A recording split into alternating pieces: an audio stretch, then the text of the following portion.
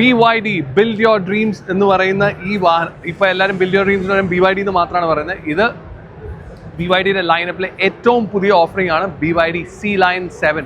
BYD കഴിഞ്ഞൊരു വർഷം അല്ലെങ്കിൽ 2024 നോക്കിക്കഴിഞ്ഞാൽ ഒരുപാട് പോപ്പുലാരിറ്റി പിടിച്ചു പറ്റിയ ഒരു ബ്രാൻഡായി മാറിയ ആ ഒരു വർഷം മാത്രം ഏകദേശം 42 ലക്ഷം യൂണിറ്റ്സ് ആണ് വിറ്റിരിക്കുന്നത് BYDയുടെ കാറുകൾ. ഏറ്റവും എനിക്ക് തോന്നുന്നത് വളരെ കുറച്ച് നാളുകളെ ആയുള്ളൂ BYD എന്ന് പറഞ്ഞ ബ്രാൻഡ് ഇന്ത്യൻ മാർക്കറ്റിലേക്ക് അല്ലെങ്കിൽ ഇന്ത്യൻ മാർക്കറ്റിലേക്ക് വന്നെങ്കിൽ പോലും എനിക്ക് തോന്നുന്നത് only 3 years. ഈ 3 years കൊണ്ട് ഭയങ്കരമായിട്ട് ആളുകളുടെ ആ ഒരു വിശ്വാസം നേടിയതാണ് BYD. എന്താണെങ്കിലും ഇപ്പോൾ ലാസ്റ്റ് കൊണ്ടുവരാൻ പോകുന്ന, അപ്പോൾ ഈ ഉടനെ തന്നെ ഇപ്പോൾ ലോഞ്ച് ചെയ്യാൻ പോകുന്ന ഈ ഒരു 2-3 മാസത്തിനുള്ളിൽ ലോഞ്ച് ചെയ്യാൻ പോകുന്ന ഒരു വാഹനമായിരിക്കും BYDയുടെ C-Line 7. ഇന്ന് അതിൻ്റെ ബുക്കിംഗ്സ് സ്റ്റാർട്ട് ചെയ്തു.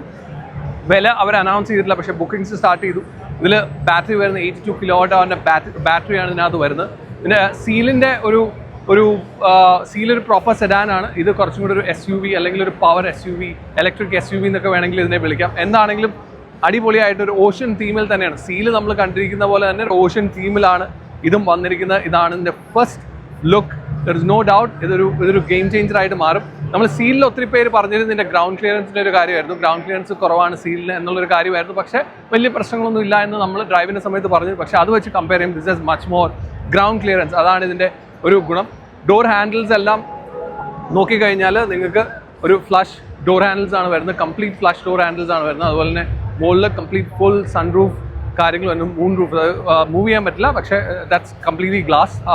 അതുപോലെ തന്നെ ബാക്കിൽ നിങ്ങൾ നോക്കിക്കഴിഞ്ഞാൽ സീലിൽ നിന്ന് വളരെ വ്യത്യസ്തമായിട്ടുള്ളൊരു സ്ലോപ്പിംഗ് ഡിസൈനാണ് വരുന്നത്. അതിൻ്റെ ഇവിടെ ഒരു സ്പോയിലർ ഉണ്ട്, ബാക്കിലും ഒരു സ്പോയിലർ വരുന്നുണ്ട്. അതുപോലെ തന്നെ ഫുൾ ലെങ്ത്തിൽ യു ക്യാൻ സീ ദ ആ ഒരു ഓഷ്യൻ അല്ലെങ്കിൽ വാട്ടർ തീമിലുള്ളൊരു ടെയിൽ ലൈറ്റ് നിങ്ങൾക്ക് കാണാം.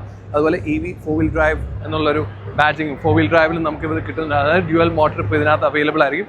എന്താണെങ്കിലും സീലിൻ്റെ പ്ലാറ്റ്ഫോം പ്ലാറ്റ്ഫോം 3 എന്ന് പറയുന്ന അവരുടെ ഒരു സ്പെഷ്യൽ പ്ലാറ്റ്ഫോം അല്ലെങ്കിൽ EVക്ക് വേണ്ടിയിട്ടുള്ള പ്ലാറ്റ്ഫോമിലായിരിക്കും ഈ വാഹനം വരുന്നത്. ഇതിൻ്റെ റേഞ്ച് പറയുന്ന 567 കിലോമീറ്റേഴ്സാണ് റേഞ്ച് പറയുന്നത്. ആൻഡ് BYDയുടെ മറ്റു വാഹനങ്ങളായിട്ട് കമ്പയർ ചെയ്യുകയാണെങ്കിൽ റേഞ്ച് പറയുന്നത് കിട്ടാൻ സാധ്യതയുണ്ട്. സോ ഡെഫിനറ്റ്ലി 500+ റേഞ്ച് ഈ വാഹനത്തിൽ ലഭിക്കും. പ്രൈസ് ഇതുവരെ അനൗൺസ് ചെയ്തില്ല, പക്ഷേ സീലിൻ്റെ ആ ഒരു റേഞ്ചിൽ പ്രൈസ് വരാനാണ് സാധ്യത. എന്താണെങ്കിലും 2 വേരിയൻറ്റിലായിരിക്കും ഇത് വരിക. പ്രീമിയം ആൻഡ് പെർഫോമൻസ് ഇങ്ങനെ 2 വേരിയൻറ്റിലായിരിക്കും വരിക.